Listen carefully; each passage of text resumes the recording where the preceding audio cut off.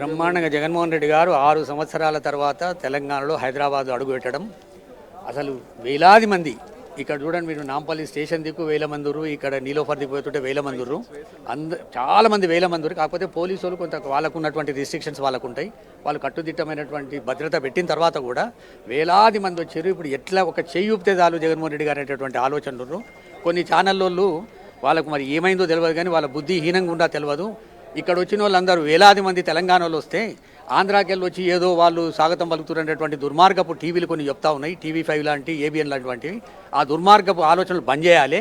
నేను తెలంగాణలో పుట్టినటువంటి బిడ్డగా చెప్తున్నా, వేలాది మంది తెలంగాణ ప్రజలు వచ్చి స్వాగతం పలుకుతూ ఉంటే ఈ ఛానల్కి ఇక పొద్దుపోతలేనట్టుంది.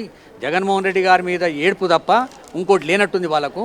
అన్ని ఆ 2-3 ఎల్లో మీడియా ఛానల్స్ మొత్తము ఎవరో ఆంధ్రాకెళ్ళి వచ్చారు, IT వాళ్ళు వచ్చారు, వీళ్ళు వచ్చారు, వాళ్ళు వచ్చారని ఒక్కొక్కరి ఆధార్ కార్డు చూపెడతాం. బిడ్డ మేమందరం కూడా తెలంగాణ గడ్డ మీద పుట్టిన వాళ్ళం వచ్చి మేము జగన్మోహన్ రెడ్డి గారికి స్వాగతం పలికినాం తప్ప ఇక్కడ ఎవరు కూడా ఆంధ్రప్రదేశ్కి వచ్చిన వాళ్ళు లేరు.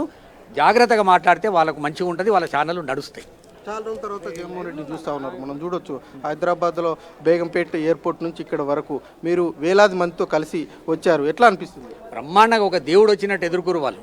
జగన్మోహన్ రెడ్డి గారన్నా రాజశేఖర రెడ్డి గారన్నా తెలంగాణ ప్రజలకు అపారమైనటువంటి ప్రేమ ఉన్నది.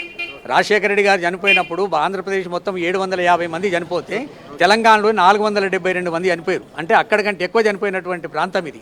ఈ ప్రాంతానికి రాజశేఖర రెడ్డి గారు బిడ్డ వచ్చిందంటే స్వాగతం పలికిరు అందరూ.